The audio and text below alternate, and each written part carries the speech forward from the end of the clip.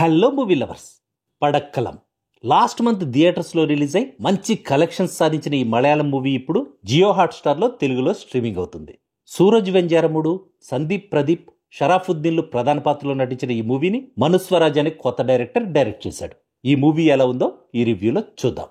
ఇదొక super natural fantasy comedy thriller.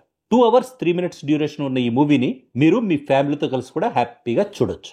ఒక కాలేజీలో చదువుకునే 4 ఫ్రెండ్స్, అదే కాలేజీలో వర్క్ చేసే 2 లెక్చరర్స్ చుట్టూ ఈ మూవీ కథ నడుస్తుంది. కాలేజ్ బ్యాక్డ్రాప్ లో ఫ్యాంటసీ టచ్ తో సినిమా రావడం నాకు తెలిసి ఇదే మొదటిసారి. మన రియల్ లైఫ్ లో అస్సలు జరిగే ఛాన్సే లేని ఎన్నో వింత విషయాలను చూపించే ఇలాంటి సూపర్ న్యాచురల్ థ్రిల్లర్ మూవీస్ అంటే ఎవరికి ఇష్టం ఉండదు చెప్పండి.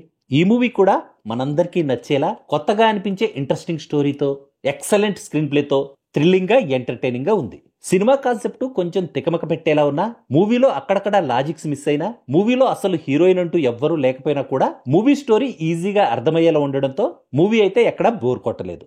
ఎక్కడా వల్గర్ సీన్స్ గానీ, డైలాగ్స్ గానీ లేకపోవడం ఈ మూవీకి ప్లస్ అయింది. క్యారెక్టర్స్ మధ్య వచ్చే డైలాగ్స్ గ్యాప్ లేకుండా సూపర్ ఫాస్ట్ గా వెళ్లడం వల్ల మూవీ సెకండ్ హాఫ్ లో కొంతమంది ఆడియన్స్ కన్ఫ్యూజన్ కి గురయ్యే ఛాన్స్ ఉంది. ఇదొక్కటే ఈ మూవీకున్న మైనస్ పాయింట్.